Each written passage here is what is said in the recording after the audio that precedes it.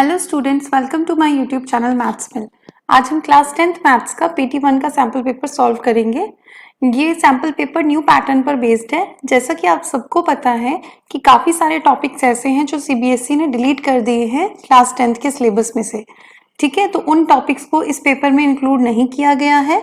तो आप बहुत अच्छे से इस पेपर की प्रैक्टिस कीजिए ताकि आप PT1 में ज़्यादा से ज़्यादा स्कोर कर सकें। इस सैम्पल पेपर में सारे इंपॉर्टेंट क्वेश्चंस मैंने लिए हैं, तो इस तरह के क्वेश्चन आपके पेपर में आ सकते हैं। ओके, तो चलिए स्टार्ट करते हैं। ये पेपर आपका 40 मार्क्स का है और इसके लिए आपको 1.5 आवर का टाइम मिलेगा। आपका ये पेपर 5 सेक्शंस में डिवाइड किया गया है।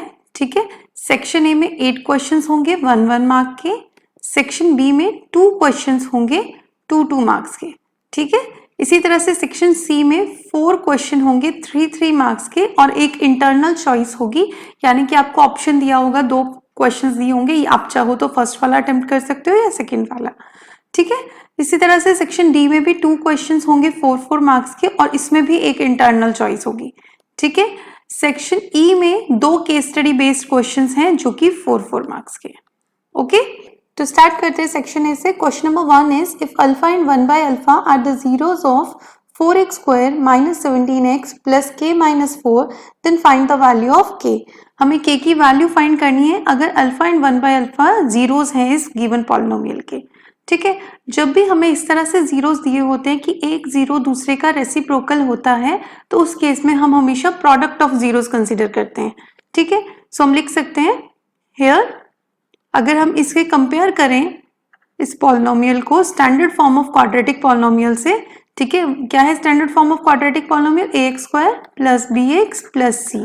ठीक है, तो a आपका क्या आ जाता है 4, b is equal to minus 17 and c आपके पास आ जाता है k माइनस 4। ओके, सो यहाँ पर प्रोडक्ट ऑफ जीरोस क्या आ जाएगा? Product of zeros is equal to c upon a. ये फॉर्मूला है प्रोडक्ट ऑफ जीरोस का। और प्रोडक्ट ऑफ जीरोस क्या कर सकते हैं? Alpha into 1 by alpha, given है हमें जीरोस, और सी बाय ए के according k minus 4 upon 4। Alpha से alpha cancel, it will be 1 is equal to k minus 4 upon 4। इस 4 को यहाँ ले जाते हैं, 4 1 ज़ा 4 is equal to k minus 4। तो ये आपके पास आ जाएगा k is equal to 4 plus 4, that is k is equal to 8. Okay, so option B is correct. K is equal to 8. Now question number 2, if the discriminant of a quadratic polynomial d is greater than 0, then polynomial has, अगर हमारे पास d जो है greater than 0 होता है, किसी quadratic polynomial का discriminant को d से represent करते हैं, तो अगर वो positive आता है तो हमारे roots कैसे होते हैं? रूट्स हमारे रियल और डिस्टिंक्ट होते हैं। So option B is correct, we have 2 real and distinct roots. और अगर हमारा डी जो है वो इक्वल टू 0 होता है देन रूट्स आर इक्वल, और अगर हमारा डी लेस देन 0 होता है then no real roots exist. Okay, so option B इसका करेक्ट है। Next question, question number 3, find the nature of roots of quadratic equation 2x square minus under root 5x plus 1 is equal to 0।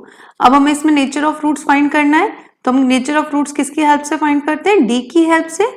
First of all here ए कितना है हमारे पास 2, ये हम कैसे find कर रहे हैं? Again comparing it with standard form of quadratic equation. ठीक है, तो बी कितना आ गया? Minus under root 5 and c is equal to 1। Okay, so b square minus 4ac, b square minus 4ac क्या होता है? डिस्क्रिमिनेंट। इसकी वैल्यू फाइंड करेंगे, under root 5 with negative sign, इसका square minus 4 into a is 2 and c is 1। Under root 5 का square 5 आ जाएगा, minus minus plus, 4 2 ज़ार 8 and 8 1 ज़ार 8, it is minus 3 which is less than 0. It means D is less than 0. ठीक है, अगर D हमारा लेस देन 0 है that is no real roots exist. ठीक है, कि अगर हमारा D 0 से छोटा आता है, नेगेटिव आता है, तो रियल रूट्स एग्जिस्ट नहीं करते हैं।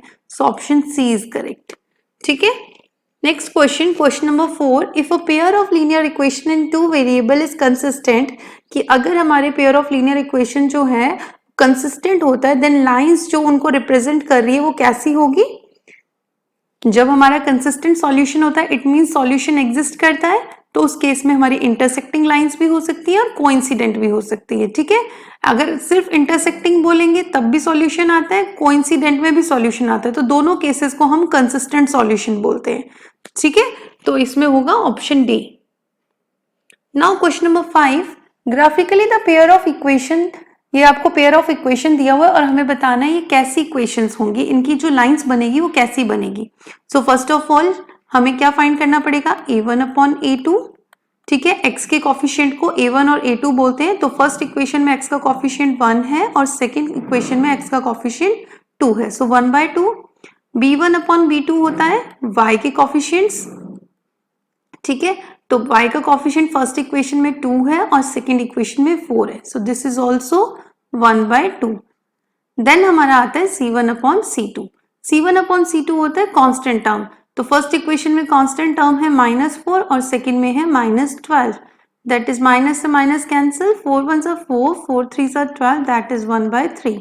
तो अगर हम इसे देखें, because a1 upon a2 is equal to b1 upon b2, ये तो दोनों सेम है, but not equal to c1 upon c2, ये इक्वल नहीं है। इसका मतलब हमारी कैसी लाइंस बनेंगी, then the lines will be parallel, okay.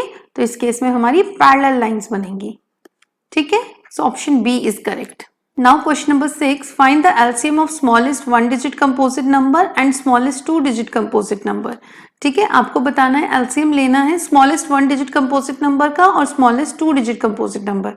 तो स्मॉलेस्ट 1 डिजिट कंपोजिट नंबर कौन सा होता है, सबसे पहले हमें ये पता होना चाहिए कि कंपोजिट नंबर कौन से होते हैं, ऐसे नंबर्स जिनके 2 से ज्यादा फैक्टर्स होते हैं, ठीक है। तो सबसे छोटा नंबर जिसके 2 से ज्यादा फैक्टर होते हैं दैट इज 4, और स्मॉलेस्ट 2 डिजिट नंबर जो कि कंपोजिट हो वो कौन सा है, 2 डिजिट का स्मॉलेस्ट नंबर 10 है और 10 ही कंपोजिट नंबर है, so it is 10। So LCM of 4 and 10 अगर हम लेंगे it will be 20, okay. LCM आप खुद ले सकते हैं, so the answer is C 20। Next question, question number 7, if the sum of zeros of quadratic polynomial is 3 then find the value of k।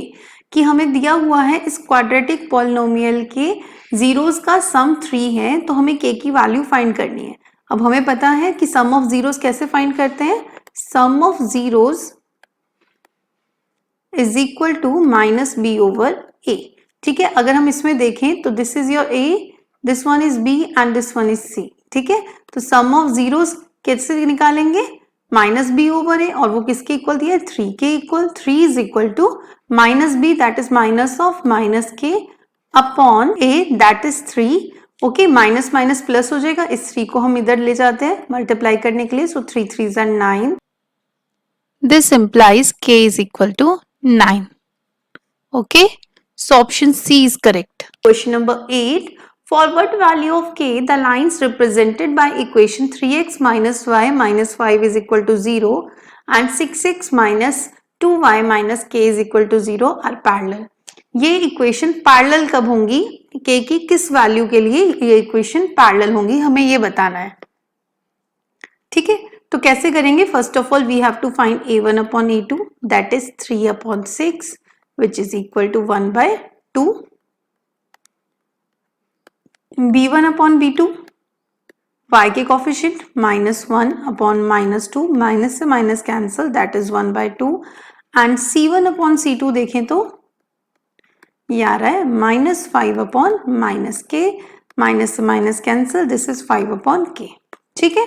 अब parallel lines के लिए हमारे पास क्या कंडीशन होती है, फॉर पैरेलल लाइंस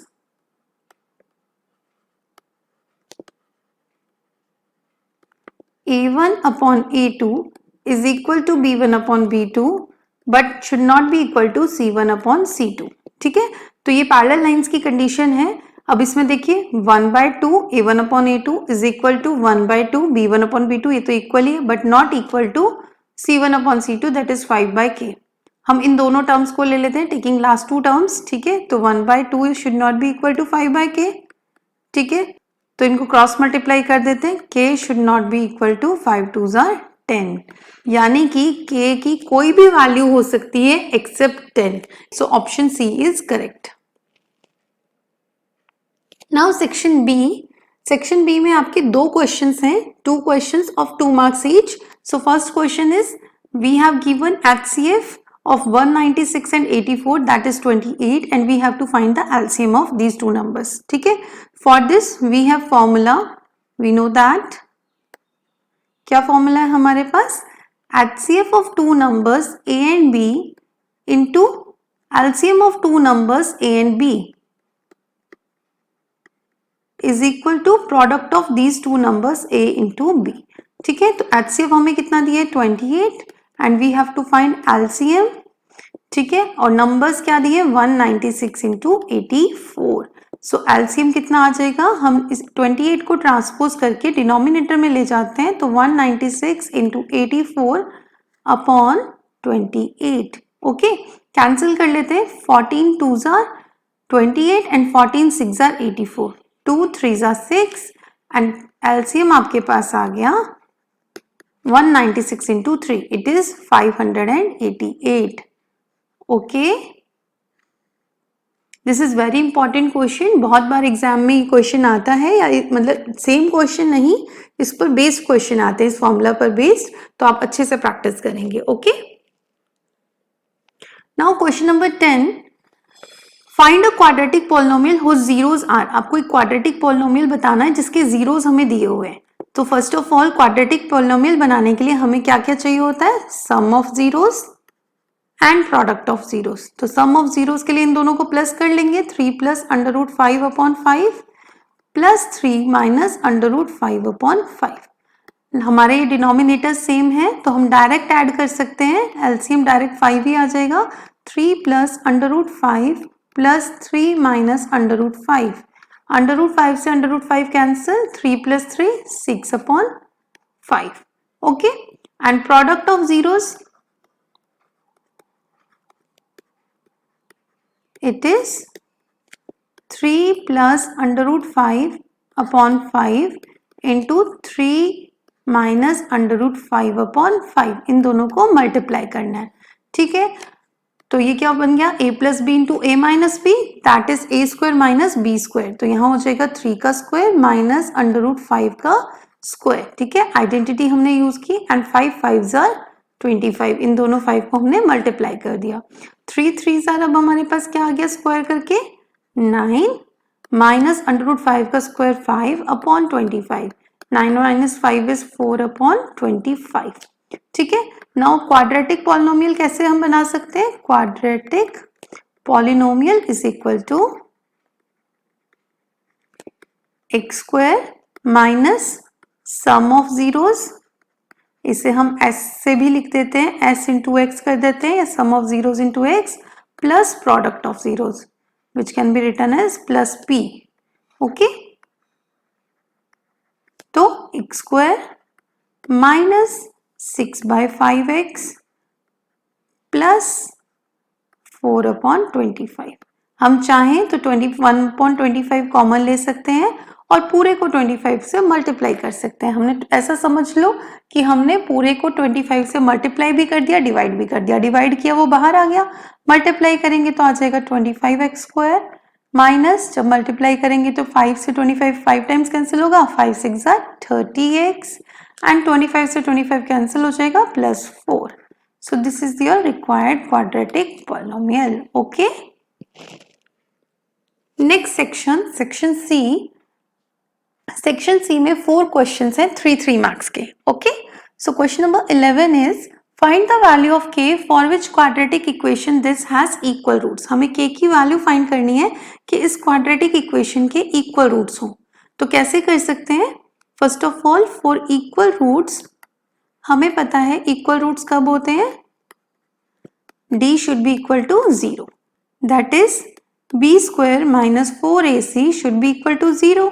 तो यहां पर हमारे पास ये k प्लस 4 हो गया a, ये k प्लस 1 हो गया b और ये कांस्टेंट टर्म हो गई c. ठीक है, तो b स्क्वायर माइनस 4ac कैसे फाइंड कर सकते हैं, k प्लस 1 का square minus 4 into a is k plus 4 and c is 1 is equal to 0.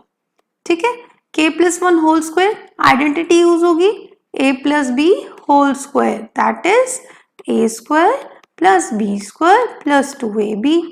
ठीक है, तो k प्लस 1 होल स्क्वायर आपके पास आ जाएगा k square plus 1 square plus 2 into k into 1। ठीक है, minus 4 into k 4k minus 4 4 जार 16 इज इक्वल टू 0। तो आपके पास आ जाएगा k square plus 1 plus 2k minus 4k minus 16 is equal to 0। k square 2k minus 4k, it will be minus 2k, and minus 16 plus 1 is equal to minus 15 and this is equal to 0। ठीक है, हम इसे splitting the middle term से भी कर सकते हैं और चाहे तो क्वाड्रेटिक फॉर्मूला से भी कर सकते हैं। ठीक है, तो मैं यहाँ splitting the middle term use कर रही हूँ because that method is shortest method. आप चाहो तो क्वाड्रेटिक फॉर्मूला भी यूज कर सकते हो। इन दोनों को मल्टीप्लाई करके हमारा माइनस 15 आ रहा है, तो हम 2 को कैसे ब्रेक कर सकते हैं कि मल्टीप्लाई करके 15 आए और माइनस करके 2 आए। So k square minus 5k plus 3k minus 15 is equal to 0। Minus 5k में से अगर हम 3k माइनस करेंगे तो आपके पास क्या आ जाएगा, माइनस 2k आएगा। ठीक है, तो हमारे पास इन दोनों से हम कॉमन ले लेते हैं k, यहाँ से बचेगा k माइनस 5 और इन दोनों से हम कॉमन ले सकते हैं 3, तो हमारे पास बचेगा k माइनस 5 क्योंकि 3 5 जार 15। ओके, तो पूरे से हम k माइनस 5 कॉमन ले सकते हैं, 2 बार है यहाँ पर। ठीक है, और अंदर हमारे पास बच जाएगा ब्रैकेट में k plus 3 is equal to 0। ठीक है, दो नंबर्स का प्रोडक्ट 0 तभी आता है उनमें से या तो एक 0 हो या दोनों 0 हो। तो k minus 5 is equal to 0 और k plus 3 is equal to 0। ठीक है, इन दोनों में से एक 0 होगा या दोनों ही, तो यहाँ से k इज इक्वल टू आ गया 5 अगर ये 0 होता है, और यहाँ से k आ गया minus 3। Okay, so these are the possible values of k for which the equation will have equal roots. I hope आपको सब समझ आ रहा है। Now question number 12, the angles of a cyclic quadrilateral ABCD are. आपको एक cyclic quadrilateral के angles दिए हुए हैं और आपको एक्स वाई की वैल्यू फाइंड करनी है। ये question exam point of view से बहुत इंपॉर्टेंट है, काफी बार एग्जाम्स में आता है। तो साइक्लिक क्वाड्रिलेटरल कैसा क्वाड्रिलेटरल होता है, एक ऐसा क्वाड्रिलेटरल जिसके चारों वर्टिसेस सर्कल की बाउंड्री पर लाई करते हैं। ठीक है, मान लो ये हमारा साइक्लिक क्वाड्रिलेटरल है ABCD। ठीक है, और इसके अपोजिट एंगल्स का सम दैट इज A और C का सम और B और D का सम कितना होता है 180 डिग्री। ठीक है, तो हम लिख सकते हैं using properties of cyclic quadrilateral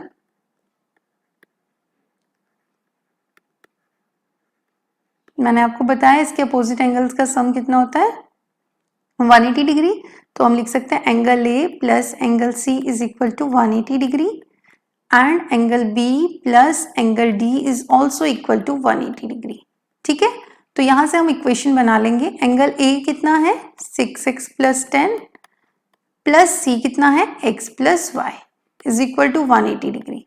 that is 6x plus x 7x, 7x plus y और 10 को हम ट्रांसपोज करके दूसरी तरफ ले जाते हैं, माइनस 10 डिग्री हो जाएगा।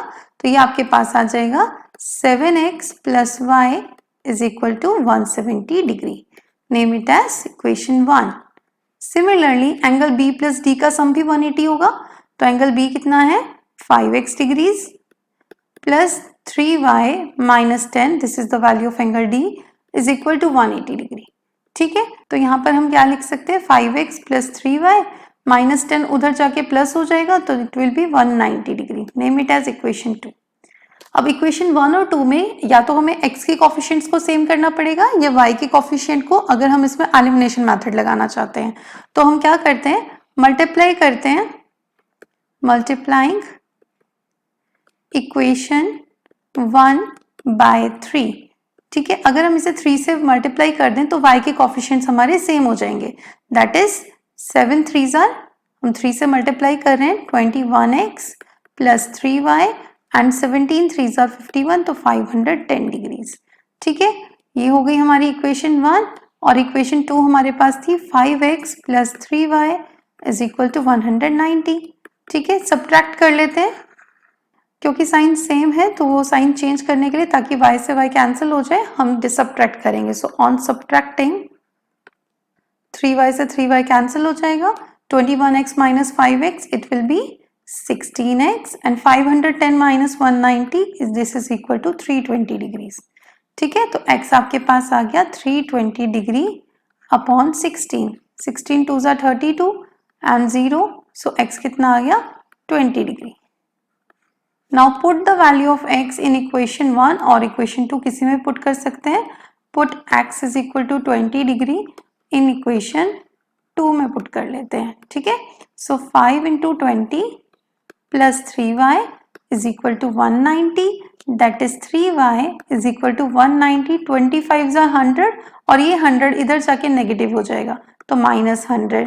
तो y आपके पास कितना आ गया 190 माइनस 100 इज 90 डिग्री और ये 3 डिनोमिनेटर में आ जाएगा. 3 3 ज़ा 9 तो 30 degree. So y is equal to 30 degree. तो यही हमें फाइंड करना था x और y की value. So x is equal to 20 degree and y is equal to 30 degree. Now question number 13, find the zeros of following quadratic polynomial 3x square minus x minus 4 and verify the relationship between the zeros and the coefficient. ये question बहुत important है. इस तरह के question बहुत बार exam में आते हैं तो आप इसे अच्छे से प्रैक्टिस कीजिए. हमें बोला है कि पहले इसके जीरोस फाइंड करने हैं इस क्वाड्रेटिक पॉलिनोमियल के. तो हम चाहें तो स्प्लिटिंग द मिडल टर्म से कर सकते हैं और या फिर हम क्वाड्रेटिक फॉर्मूला भी अप्लाई कर सकते हैं. अगर हम इसे स्प्लिटिंग द मिडल टर्म से करते हैं तो 3 4 ज़ा 12 और हमें बीच में कितना चाहिए 1, तो 4 माइनस 3 1 हो जाएगा. So we can write 3x square minus 4x plus 3x लिखते हैं, दैट इज माइनस x आ जाएगा एंड माइनस 4. ठीक है, सो यहाँ से कुछ कॉमन आ सकता है. फर्स्ट टू टर्म से सिर्फ x ही कॉमन आ सकता है. यहाँ पे बचा 3x माइनस 4. इन दोनों में अगर हमारे पास कुछ कॉमन नहीं है तो हम 1 कॉमन लिख सकते हैं. देन 3x माइनस 4, पूरे से हम 3x माइनस 4 कॉमन ले लेते हैं. यहाँ पर हमारे पास बचेगा x प्लस 1. ओके, अब जीरोस फाइंड करने के लिए हम इन फैक्टर्स को 0 के इक्वल पुट करेंगे. तो x कितना आ जाएगा 4/3 और यहाँ से x plus 1 is equal to 0, that is x is equal to minus 1. So these are the 2 zeros of the given quadratic polynomial. ठीक है, अब हमें बताना है relationship between the zeros and the coefficients. ठीक है, so first of all sum of zeros find करेंगे. Sum of zeros में 4/3 प्लस माइनस 1. ठीक है, सो एलसीएम 3, 4 माइनस 3 1 ज़ा 3. ठीक है, दिस इज 1/3 और 1/3 अगर हम यहाँ देखें तो हम क्या कर सकते हैं, इसको ऐसा लिख सकते हैं माइनस ऑफ माइनस 1/3. ठीक है, और माइनस 1 क्या है माइनस बी ओवर ए लिख सकते हैं इसे हम. यहाँ पे देखिए ये a है, ये b है और ये c है, तो हमने लिख दिया माइनस बी ओवर ए 1/3 को. ठीक है, और इसे हम लिख सकते हैं coefficient of x with negative sine upon coefficient of x square. ठीक है, तो ये है रिलेशनशिप. सम ऑफ जीरोस किसके इक्वल होता है minus coefficient of x upon coefficient of x square. ये रिलेशनशिप है. इसी तरह से प्रोडक्ट ऑफ जीरोस किसके इक्वल होता है, मल्टीप्लाई करके चेक करेंगे. 4/3 into minus 1, that is minus 4/3. ठीक है, इसे हम ध्यान से देखें तो minus 4 is c and 3 is a which is equal to constant term upon coefficient of x square. Okay, now question number 13 का और मैं आपको एक और पार्ट दिया हुआ है कि आप इन दोनों में से कोई एक अटेम्प्ट कर सकते हैं. तो सेकेंड है the HCF of 65 and 117 is expressible in the form 65m minus 117. Find the value of m. कि अगर इन दोनों नंबर्स का HCF इस फॉर्म में लिखा जा सके तो m की वैल्यू क्या होगी. तो सबसे पहले इन दोनों नंबर्स का HCF फाइंड करते हैं. HCF कैसे फाइंड कर सकते हैं, बाय फैक्टराइजेशन मेथड भी कर सकते हो. ठीक है, कि दोनों के फैक्टर्स बनाए और जो कॉमन फैक्टर होगा वो HCF आ जाएगा. या आप डिवीजन मेथड से भी फाइंड कर सकते हो कि 65 से हम 117 को डिवाइड करते हैं. 65 1 ज़ा 65. ओके, यहाँ पे माइनस कर देंगे, इट विल बी 52 और 52 से 65 को डिवाइड करेंगे ओके 52 1s आर 52 माइनस करके आपके पास आ जाएगा 13। अब हम 13 से किसको डिवाइड करेंगे 52 को, सो 13 4s आर 52। ओके तो 13 से ही पूरा कैंसिल हो गया। सो HCF ऑफ 65 एंड 117 इज कितना आ गया आपके पास 13। सो HCF of 65 and 117 can be expressed as 65m minus 117, ठीक है, इज इक्वल्स टू 13 आ गया। सो 65m ये 117 दूसरी साइड आ जाएगा ट्रांसपोज होके, तो plus 117। This implies m is equal to 13 plus 117 is equal to 130 और डिनोमिनेटर में आ जाएगा 65। 65 2s are 130, that is m is equal to 2. Okay, I hope this is clear to you. Now the next question, question number 14, prove that under root 5 is irrational. कैसे prove करते हैं कि under root 5 irrational है? इसे contradiction method से prove करेंगे। Consider कर लेते हैं let under root 5 is a rational number. मान लेते हैं ये एक रैशनल नंबर है। अगर ये रैशनल नंबर है, दिस इम्प्लाइज अंडर रूट 5 को हम p बाई क्यू की फॉर्म में लिख सकते हैं। हमने a अपॉन b को लिख लिया, where a and b, a और b क्या है हमारे इंटीजर्स हैं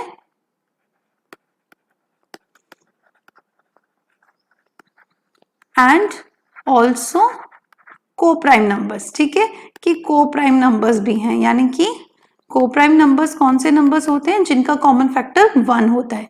क्रॉस मल्टीप्लाई कर देते हैं, b under root 5 is equal to a। ठीक है, स्क्वायरिंग ऑन बोथ साइड्स, हम स्क्वायरिंग कर देते हैं ताकि हमारे पास क्या हो जाए, अंडर रूट हट जाए। So squaring on both sides, under root 5 का स्क्वायर 5 हो जाएगा और b का square b square is equal to a square. अब इन दोनों को मल्टीप्लाई करके a स्क्वायर आ रहा है, इट मीन्स कि a स्क्वायर जो है वो 5 से डिवाइड होता है और a स्क्वायर अगर 5 जो कि एक प्राइम नंबर है उससे डिवाइड होता है तो a भी 5 से डिवाइड होगा। This implies a square is divisible by 5 और इसका क्या मीनिंग हुआ, a is also divisible by 5। ठीक है, ये हमारी एक थ्योरम है कि अगर कोई प्राइम नंबर किसी नंबर के स्क्वायर को डिवाइड करता है तो वो प्राइम नंबर उस नंबर को भी डिवाइड करेगा। ठीक है, अब अगर 5 से a और a स्क्वायर डिवाइड होता है तो a को हम क्या लिख सकते हैं, 5m लिख सकते हैं कि कोई नंबर हमारे पास ऐसा है जिसको मल्टीप्लाई करें अगर 5 से तो a आता है। तो हम मान लेते हैं let a is equal to 5m where m is any integer. Okay, m कोई भी इंटीजर है। अब हम इस इक्वेशन को नंबर 1 नाम देते हैं। So put a is equal to 5m in equation 1। ठीक है, 1 में पुट कर देते हैं। So 5b square is equal to 5m का होल स्क्वायर, जहां a था वहां हमने 5m स्क्वायर कर दिया। तो 5b square is equal to 5 5 से 25 m स्क्वायर। ठीक है, इस 5 से ये 25 5 टाइम कैंसिल हो जाएगा। This implies b square is equal to 5m square. ठीक है, ये सेकेंड इक्वेशन, ये देखो फर्स्ट इक्वेशन और सेकेंड इक्वेशन दोनों सेम फॉर्म में है, इसका मतलब है b square is divisible by 5। Okay, this implies b square is divisible by 5 और अगेन बिकॉज b स्क्वायर अगर 5 से डिवाइड होता है this implies b is also divisible by 5। ठीक है, ये भी 5 से डिवाइड होता है और इसका मतलब है it means a and b both are divisible by 5, है ना। a भी 5 से डिवाइड होता है हमने बताया और b भी 5 से डिवाइड होता है।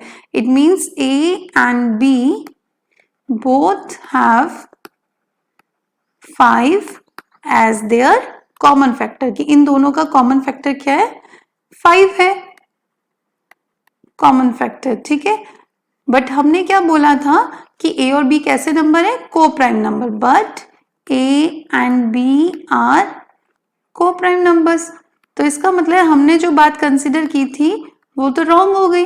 ठीक है, और ये कॉन्ट्राडिक्शन क्यों अराइज हुआ? हमारी रॉन्ग अजम्पशन से कि हम बोल रहे हैं कि कोप्राइम है और हम प्रूव कर रहे हैं कि इनका कॉमन फैक्टर 5 है, यानी कि कोप्राइम नहीं है.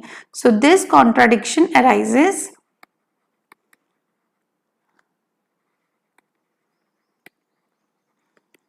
arises due to our wrong assumption. ठीक है, ये हमने गलत चीज कंसीडर की. This implies under root 5 is an irrational number. Okay? I hope आपको समझ आ गया होगा. तो हमें यही प्रूव करना था कि ये एक इरेशनल नंबर है, hence proved. Okay, next question section D. इस सेक्शन में दो क्वेश्चन है 4 मार्क्स के. ठीक है, तो question number 15, solve the following system of linear equations graphically. हमें इस सिस्टम ऑफ इक्वेशन को ग्राफिकली सॉल्व करना है, यानी कि एक्स और वाई की कॉमन वैल्यूज फाइंड करनी है और फिर शेड करना है region bounded by the above lines in y axis, कि इन लाइंस और वाई एक्सिस से जो रीजन बन रहा है उसे हमें शेड करना है. तो कैसे करेंगे? सबसे पहले हम इक्वेशन 1 ले लेते हैं. 2x plus 3y is equal to 4. That is, we can write 2x is equal to 4 minus 3y. इसका मतलब हो गया x is equal to 4 minus 3y upon 2. यहाँ डिफरेंट वैल्यूज पुट कर लेते हैं y की. Put y is equal to 0. अगर हम y को 0 पुट करते हैं तो हमारे पास x क्या आ जाएगा? 4 minus 3 into 0 upon 2. 3 into 0 is 0, so 4 upon 2. X is equal to 4 by 2. 2 2s are 4. That is x is equal to 2. ठीक है, इसी तरह से नेक्स्ट पुट करते हैं हम. पुट इसी तरह से नेक्स्ट वैल्यू पुट करते हैं हम. Now put y is equal to 1. ठीक है, तो x कितना आ जाएगा? x is equal to 4 minus 3 into 1. 3 1s are 3, तो 4 minus 3 हो जाएगा आपके पास 1 upon 2. That is x is equal to 0.5. ठीक है, similarly put y is equal to 2. ठीक है, तो x हो जाएगा 4 minus 3 into 2. 3 2s are 6 upon 2. तो x minus 4 minus 6 is minus 2 upon 2. That is minus 1. x की वैल्यू आ जाएगी आपके पास -1. सिमिलरली हम सेकेंड इक्वेशन ले लेते हैं. इन इक्वेशन 2, ठीक है, 3x minus y is equal to -5. तो इस y को हम इधर ले जाते हैं, 5 को इधर ले आते हैं, तो 3x plus 5 is equal to y. ठीक है, तो y is equal to हो गया 3x plus 5. ठीक है, now put x equal to 0, तो आपके पास y कितना आएगा? 3 into 0 plus 5. That is y is equal to 5. ठीक है, similarly we can put x is equal to -1. Put x is equal to -1. So we will get y is equal to 3 into -1 plus 5. That is y is equal to -3 plus 5. y will be equal to 2. ठीक है, now put x is equal to, आप कुछ भी value put कर सकते हो. आप x की डिफरेंट वैल्यूज पुट करोगे तो y की डिफरेंट वैल्यूज आपके पास आ जाएंगी. तो अगर -2 पुट करेंगे, so 3 into -2 plus 5, that is 3 2s are 6, minus 6 plus 5, it will be y is equal to -1.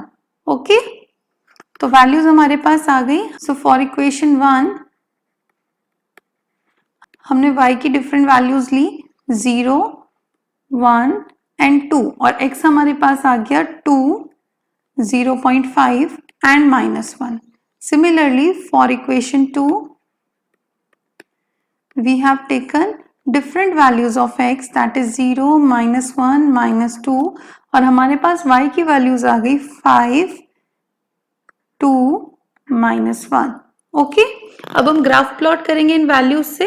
एक बार वैल्यूज यहाँ पर फिर से फिल कर लेते हैं. हमारे पास जो वैल्यूज आई हैं, हमने वैल्यूज ली थी 0, 1, 2, और यहाँ आई थी वैल्यूज 2, 0.5, -1.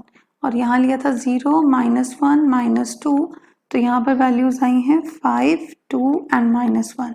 ठीक है, तो अगर हम इस तरह से अगर लाइंस बना लें, this is origin, this can be 1, 2, 3, 4 and 5।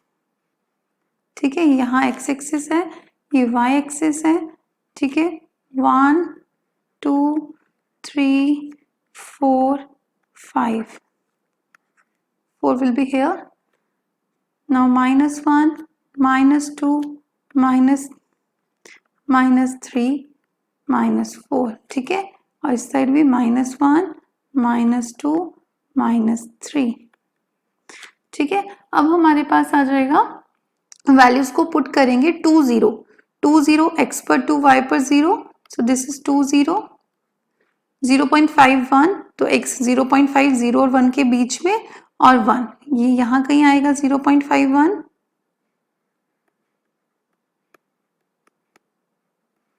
ठीक है, और -1 2, -1 x एक्सिस पर और 2 y एक्सिस पर, दिस इज -1 एंड 2।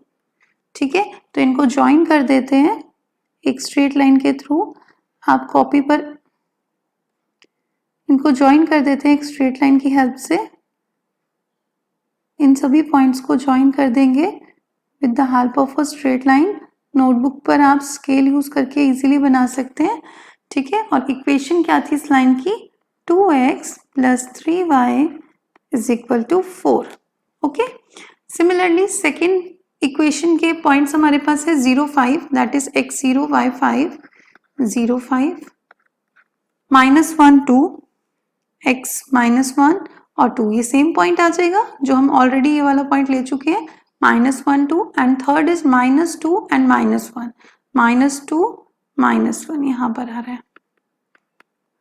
ठीक है, तो इन पॉइंट्स को भी हम स्ट्रेट लाइन की हेल्प से इस तरह से ज्वाइन कर देंगे। ठीक है, ओके, तो इसको हम ले लेंगे, यहाँ पर इक्वेशन लिख देंगे हम अपनी। हमारी इक्वेशन थी 3x - y = -5। ओके, तो ये हमारा ग्राफ बन गया। अब हम ग्राफ से देख सकते हैं, from graph we conclude that जो कॉमन पॉइंट है जहां दोनों लाइन इंटरसेक्ट कर रही हैं, x = -1 एंड y = 2। तो ये हमारा इक्वेशन का सॉल्यूशन आ गया। ठीक है, अब हमें बोले shade the region enclosed by these two line and y axis. y axis और इन दोनों लाइंस के बीच का रीजन कौन सा है, ये वाला रीजन। ठीक है, जिसमें y एक्सिस है और ये दोनों लाइन है, और कोई लाइन नहीं होनी चाहिए और कोई एक्सिस भी नहीं होना चाहिए, तो इसको हम शेड कर देते हैं।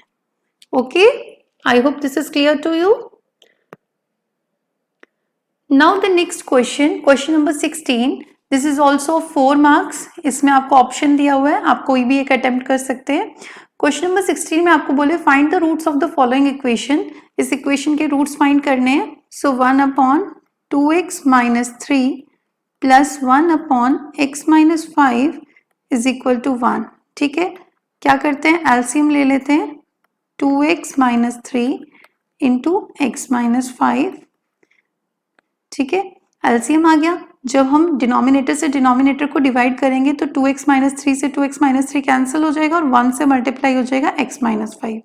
इसी तरह से x - 5 से x - 5 कैंसिल हो जाएगा और 1 से मल्टीप्लाई हो जाएगा 2x - 3, तो ये आ जाएगा = 1। तो यहाँ पर हम लिख सकते हैं x + 2x 3x -5 - 3 -8। ठीक है, इसको हम इधर क्रॉस मल्टीप्लाई कर देते हैं, सो it will B 2x - 3 × x - 5।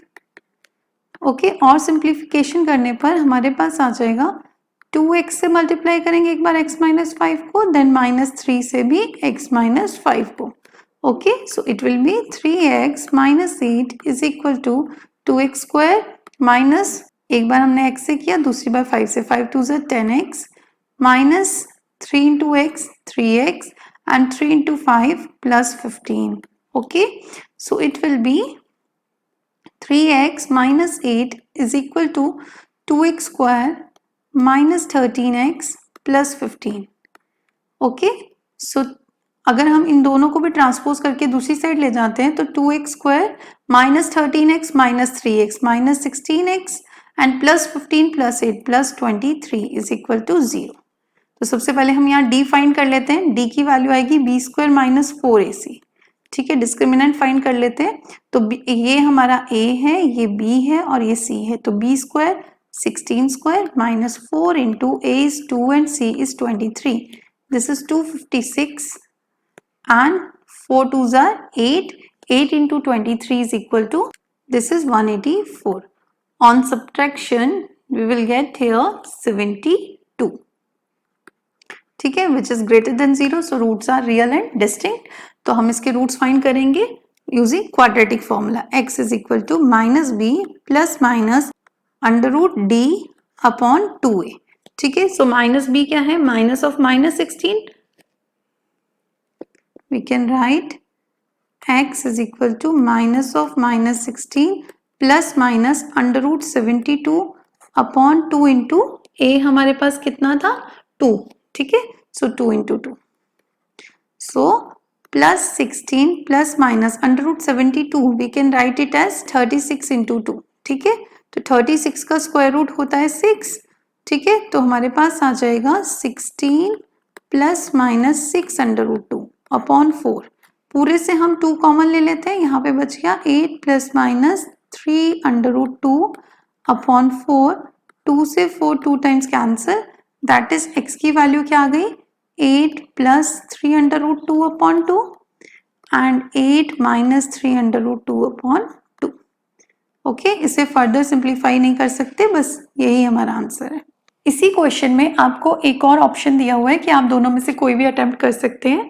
तो वो क्वेश्चन है, a train travels 360 kilometre at a uniform speed, कि एक ट्रेन 360 किलोमीटर चल रही है एक यूनिफॉर्म स्पीड से। If the speed had been 5 kilometre per hour more, अगर स्पीड जो है 5 किलोमीटर पर आवर ज्यादा होती है तो उसको 1 घंटा कम लगता है अपनी जर्नी तय करने में। ठीक है, क्योंकि स्पीड बढ़ेगी तो टाइम रिड्यूस हो जाएगा। ठीक है, तो हमें स्पीड ऑफ ट्रेन फाइंड करनी है। इसके लिए हम मान लेते हैं let uniform speed of train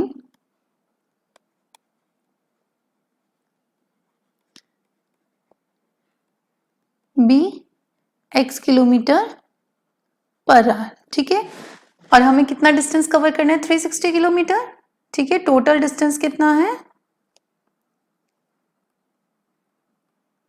is equal to 360 kilometres. ठीक है, नाउ अकॉर्डिंग टू क्वेश्चन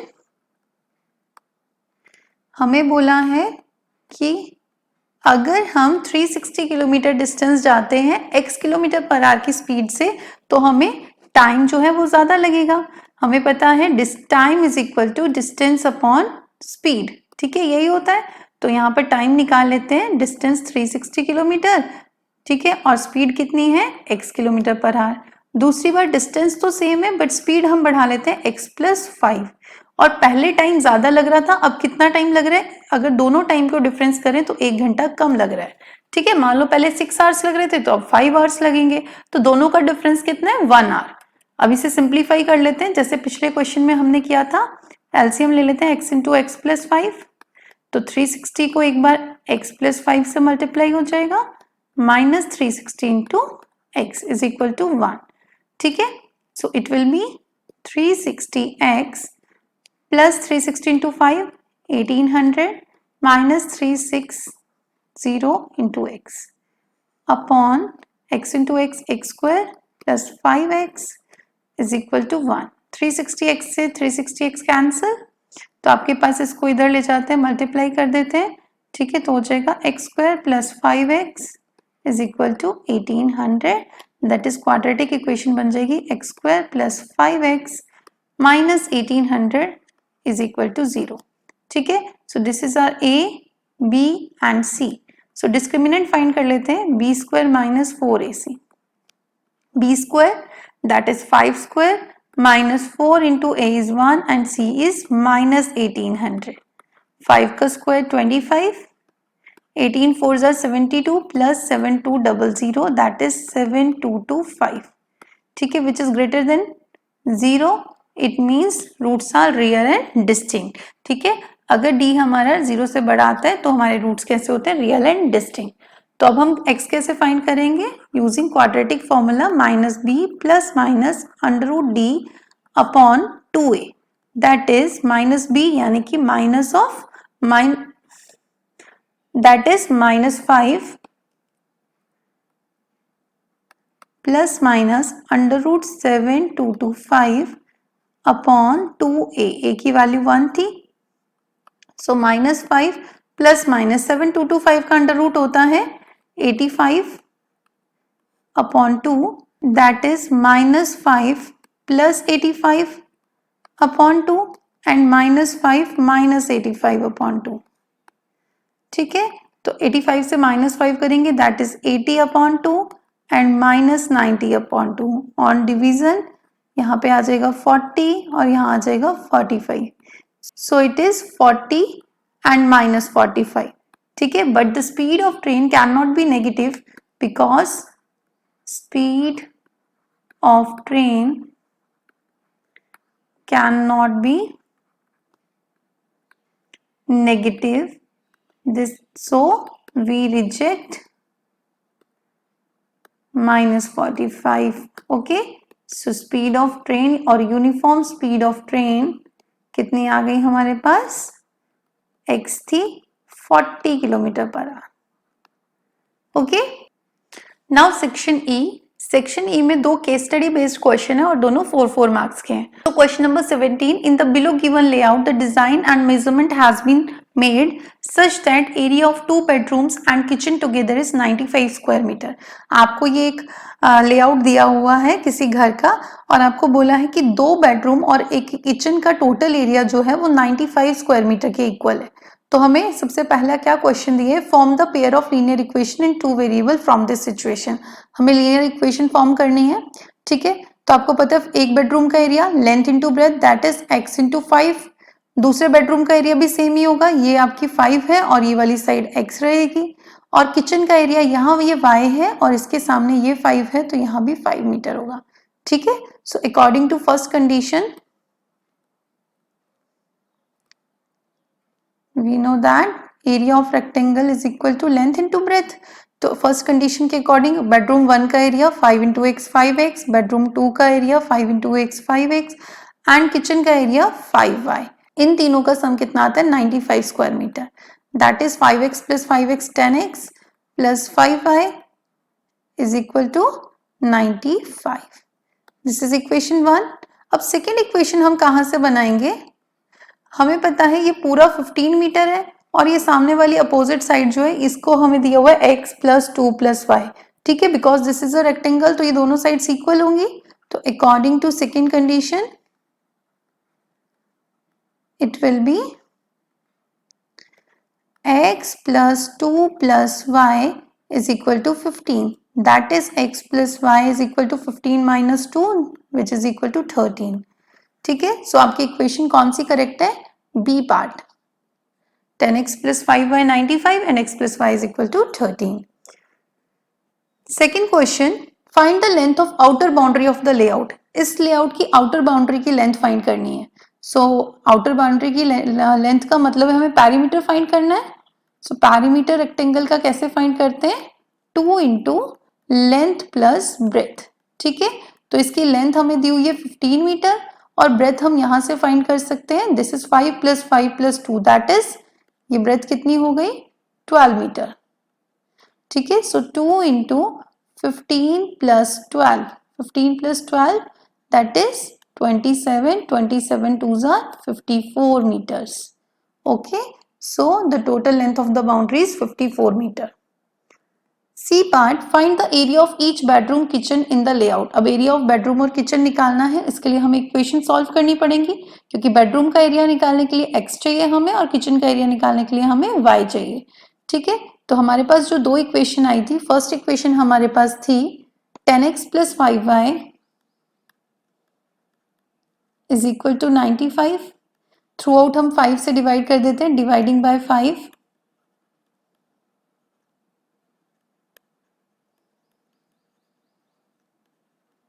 ठीक है, तो आपके पास आ जाएगा 2x plus y is equal to 19। Name it as equation 1 ठीक है, और सेकंड इक्वेशन हमारे पास थी x plus y is equal to 13। ठीक है, तो इसको हम क्या कर सकते हैं, सब्ट्रैक्ट कर लेते हैं ताकि हमारा y कैंसिल हो जाए, तो sign will change, plus will become minus, y से y cancel, 2x minus x is x and 19 minus 13 is equal to 6। तो x की वैल्यू 6 आ गई। Now put x is equal to 6 in equation, कौन सी इक्वेशन में put कर सकते हैं, 2 में पुट कर देते हैं। तो 6 plus y is equal to 13, that is y is equal to 13 minus 6, तो आ जाएगा 7।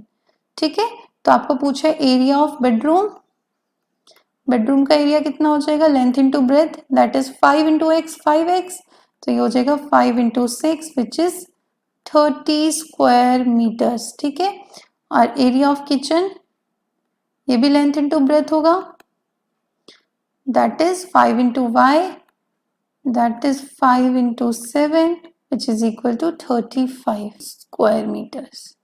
ठीक है, तो बेडरूम का तो 30 आ रहा है, सो 30 स्क्वायर मीटर भी करेक्ट है और 35 भी करेक्ट है। ठीक है, now D part, find the area of the living room. ठीक है, लिविंग रूम का एरिया कौन सा, ये ग्रीन वाला, यानी कि इस पूरे एरिया से अगर हम बेडरूम का एरिया माइनस कर दें तो हमारे पास लिविंग रूम का एरिया आ जाएगा। So area of living room कैसे फाइंड कर सकते हैं, पूरा एरिया कितना होगा, 15 इंटू 5 प्लस 2, ये पूरा हो गया 7। ठीक है, तो 7 मीटर को 15 से मल्टीप्लाई कर देंगे, 15 into 7 minus area of bedroom, और बेडरूम का एरिया हमें पता है कितना था, ये 5 और ये 6, 6 5 are 30, that is 15 7 are 105 minus 30, it will be 75 metre square. ठीक है, so option D is correct. Now last question, question number 18, last case study. Due to heavy rainstorm, an electric wire got bent as shown in figure. कि बहुत ज़्यादा storm, आंधी तूफान आने की वजह से एक इलेक्ट्रिक वायर जो है वो इस तरह से बेंड हो गई है। तो आपको बोला है it followed a mathematical shape, ये एक mathematical shape को follow करती है। तो first question हमारा है name the shape in which wire bent, कौन सी shape है, this is parabola, option C. Now second question, how many zeros are there in the polynomial, कितने zeros होंगे इस polynomial के, because this is parabolic and it intersect x-axis at two places, so there will be 2 zeros. Okay, now next question, the zeros of the polynomial are, इसके zeros क्या होंगे, आप देख सकते हैं ये 1 पर intersect हो रहा है and -3, तो zeros will be 1 and -3, B option. What will be the expression of the polynomial, अब इसके लिए एक्सप्रेशन कैसे बनाएंगे, हमें क्या फाइंड करना पड़ता है जब जीरो बताओ, सम of zeros.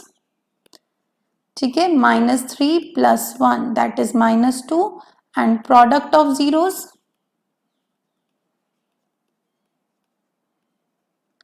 -3 into 1 that is -3। So quadratic polynomial कैसे बनेगा, फॉर्मूला है हमारे पास x square minus sum of zeros into x plus product of zeros. ठीक है, हमने एक पिछले क्वेश्चन में भी किया था, तो एक्स स्क्वायर माइनस सम कितना आया हमारे पास -2 into x plus product that is -3, so it will be x square plus 2x -3, so option B is correct. ठीक है, आई होप आपको पूरा पेपर अच्छे से समझ आ गया होगा। इस पेपर को बहुत अच्छे से प्रैक्टिस कीजिए और अपने PT1 में ज़्यादा से ज़्यादा स्कोर कीजिए। All the best for your exams. अगर आपको ये वीडियो पसंद आया हो तो इस वीडियो को लाइक कीजिए, शेयर कीजिए और मेरे चैनल को सब्सक्राइब कीजिए। साथ ही बेल आइकन प्रेस करना ना भूलें ताकि जब भी मैं कोई नया वीडियो अपलोड करूं तो आपको उसकी नोटिफिकेशन मिल जाए। तो जल्दी मिलते हैं अगले वीडियो के साथ, तब तक बाय स्टूडेंट्स।